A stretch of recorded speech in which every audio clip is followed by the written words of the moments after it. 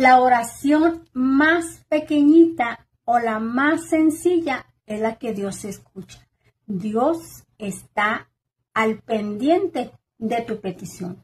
Aunque Él ya conoce tu necesidad, es necesario pedir, porque en la Biblia nos dice que pide y se te dará.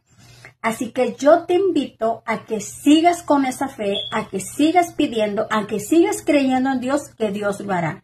Tal vez tú no encuentres ahorita o no has visto respuestas sobre tu petición, pero déjame decirte que Dios es tan grande y tan bueno con su amor y su misericordia, que lo que tú estás pidiendo, Dios te lo va a multiplicar con una victoria tan grande que no te lo puedes imaginar. Así que prepárate, porque tu petición de tu corazón, Dios la va a contestar en cualquier momento. Dios te bendiga.